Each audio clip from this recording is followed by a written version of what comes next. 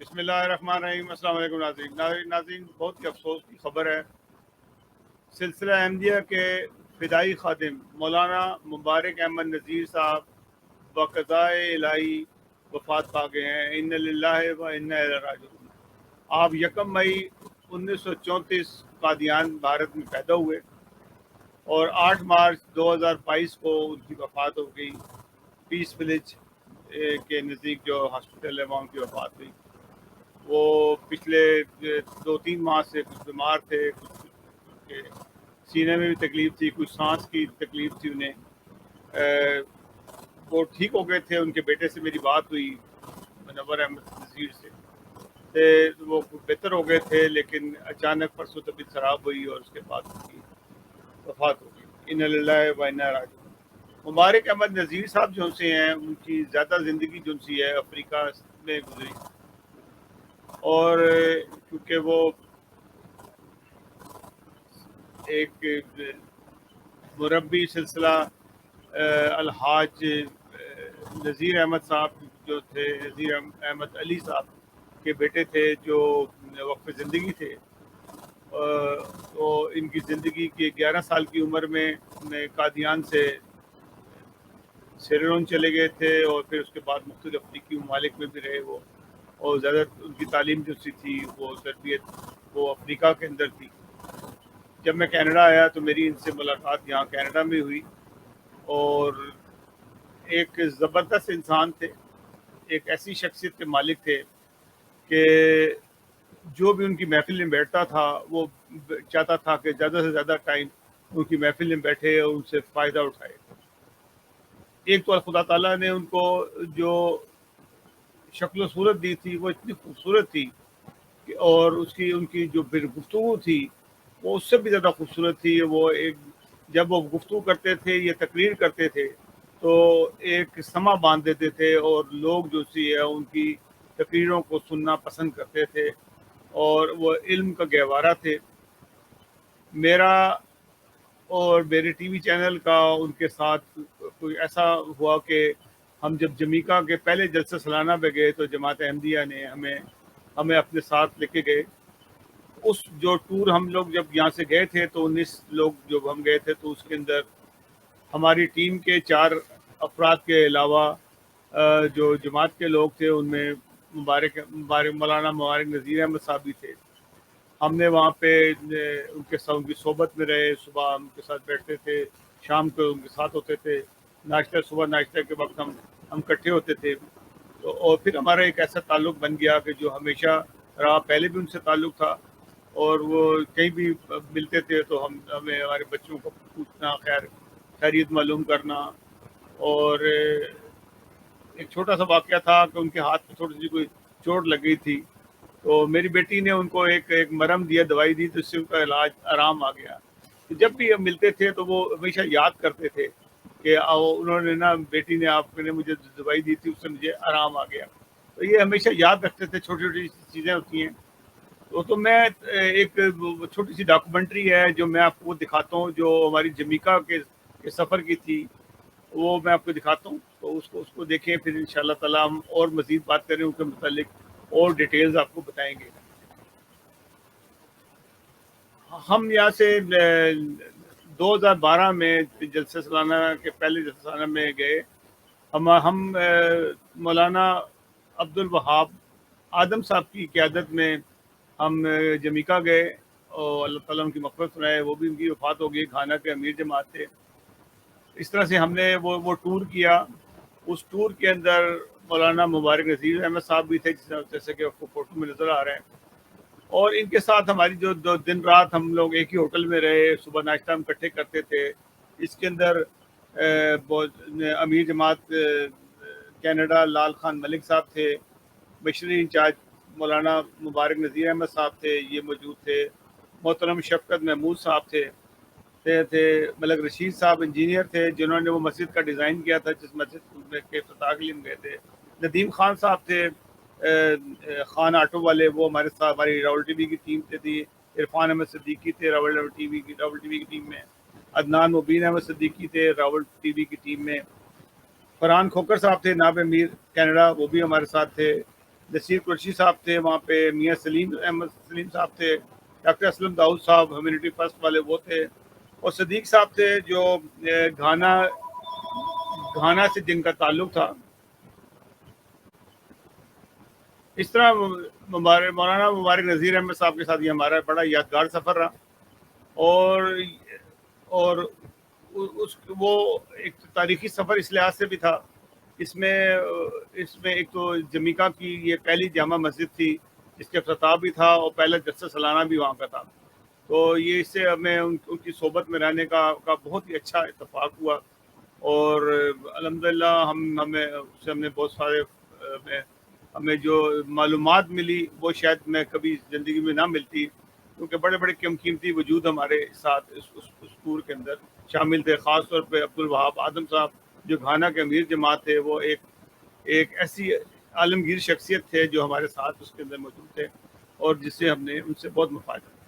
اب میں آپ سے بات کرتا ہوں کہ مولانا مبارک نذیر صاحب نے جو خدمات انجام دی، اور کس طرح سے ان کے میسج تھے جو دنیا بھر میں ہمیشہ ہی رہے، اور جس طرح سے انہوں نے کام کیا، اس کی ایک چھوٹی سی جھلک میں آپ کو دکھاتا ہوں کہ جو ان کا ایک پیغام تھا وہ آپ کو سناتا ہوں میں. Traveling for 10 complete days. We never saw any human being.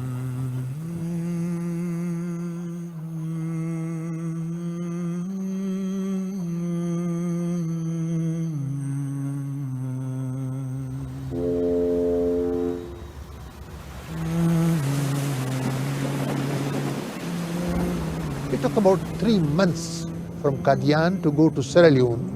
It took us more than 3 months. And I became seriously sick, ill, because of that long journey. I remember when we were about to board the ship, every passenger had to be checked by a doctor to make sure that he is fit to travel. So when I went for checking, the doctor looked at me and took my temperature and saw me and saw my condition, and he told my father that this boy I cannot carry because he is at the point of death. And in our ship, we don't have a cold storage. I will only carry him on the condition that you sign on this paper. They are the special paper. You sign on this paper that if he dies on the way, you will allow us to throw him overboard. I remember my mother, I was the only son, and she started crying and said, let's take another ship. My father said, don't worry about him. Nothing is going to happen. He said, I do not know when I will get another ship. I am a missionary. I have been assigned a duty by Hazrat Amir al-Mu'mineen. I faintly remember that he held my hand, my arm, and he told the doctor, he said, where do I have to sign? And then he jokingly or very sternly also said, if he dies, throw him into the sea, but nothing will happen to him. So that 11-year-old kid is over 75 years old now. When Allah Ta'ala wants to save you, miraculous things happen. اور اس وقت یہ کیونکہ video جو تھی 2011 کی تھی، تو ان کی جو وفات ہوئی ہے 88 سال کی ایج میں ہوئی، جس کے لیے ڈاکٹر نے کہا تھا کہ بچنا مشکل ہے، اور ایک خدا تعالیٰ کے پر مکمل توکل کی وجہ سے ان کے والد صاحب نے ان کو کہ ہم ایک خدا کی خدمت کے لیے جا رہے ہیں اور خلیفہ وقت نے بھیجا ہے، تو انشاءاللہ تعالیٰ ہمیں کوئی تکلیف نہیں پہنچے گی، اور انشاءاللہ یہ بچہ محفوظ رہے گا. اور اللہ تعالیٰ نے ان کو 88 سال تک کی ایج دی، اور بڑے ہمت والے، بڑے طاقتور اور صحت مند ہمیشہ رہے ہیں. میں آپ کو ایک ویڈیو ان کی اور دکھاتا ہوں جس کے اندر انہوں نے ایک میسیج دیا ہے. ویسے تو ان کے ہزاروں میسیجز ہیں، ایک ویڈیو آپ اور شیئر کرتا ہوں. انسان نے بہت ترقی کی ہے، مگر انسان کی بے چینی کم نہیں ہوئی. جو انسان ترقی کرتا ہے اس کی بے چینی بڑھتی جا رہی ہے. انسان سوچتا ہے کہ اگر شاید میری شادی ہو جائے تو میری بے چینیاں ختم ہو جائیں گی، کوئی کہتا ہے کہ اگر مجھے اچھا جاب مل جائے تو بے چینی ختم ہو جائے گی، کوئی کہتا ہے مجھے امیگریشن مل جائے، میرا کیس ہو جائے تو میری تمام پریشانیاں دور ہو جائیں گی، کوئی کہتا ہے کہ میرے بیٹے ہو جائے، کوئی کہتا ہے میری بیٹی ہو جائے. اور جب بھی یہ خواہش پوری ہوتی ہے تو سینکڑوں اور خواہشات جو ہیں وہ جیسے جنم لے کر سامنے کھڑی ہو جاتی ہیں، ختم نہیں ہوتی خواہشات، پھر بے قراری اور بے چینی. مطلب کسی کو ایک پہاڑ بھی مل جائے سونے کا تو اس کی خواہش ہوگی کہ ایک اور مل جائے. بے چینی ہے، کم نہیں ہوتی. آج مشرق بھی بے چین ہے، مغرب بھی بے چین ہے، جو دولت کے انباروں پر جس نے قبضہ کیا ہوا ہے، دنیا کی معدنیات پر قبضہ کیا ہوا ہے.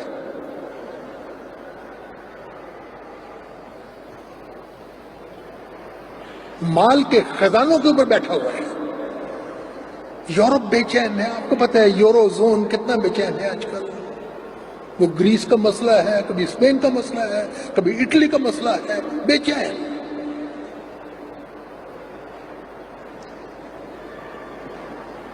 مغرب بھی بے چین، مشرق بھی، جنوب بھی، شمال بھی.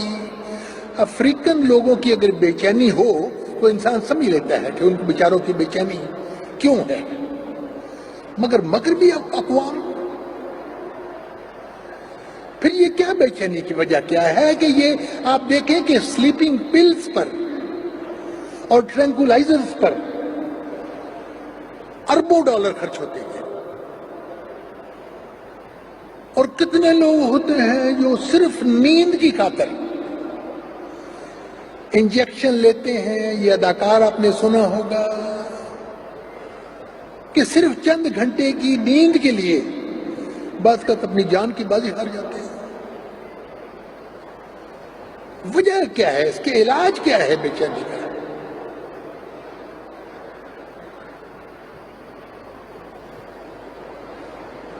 اللہ تعالیٰ نے فرمایا ہے کہ اے بے چین لوگوں، اے اطمینان کے متلاشیوں، اگر تم اطمینان حاصل کرنا چاہتے ہو، الا بذکر اللہ تطمئن القلوب، اگر تم اطمینان حاصل کرنا چاہتے ہو تو اللہ تعالیٰ کے ساتھ تعلق قائم کرو. جی ناظرین، آپ نے ایک چھوٹا سا پیغام سنا مولانا مبارک احمد نذیر صاحب. آج ہماری اس دنیا میں نہیں ہے، اللہ تعالیٰ ان کی مغفرت ہے. ان کا نماز جنازہ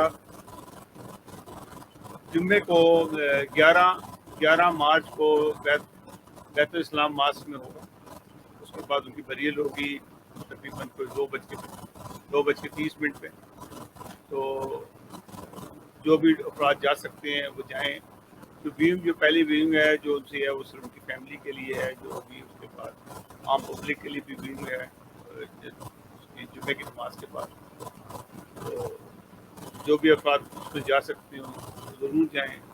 اور یہ ایسا قیمتی وجود ہے کہ جس کو جماعت احمدیہ اور دنیا ہمیشہ یاد رکھے. اگلے پروگرام تک کے لیے اجازت دیجیے گا. اللہ حافظ ناصر.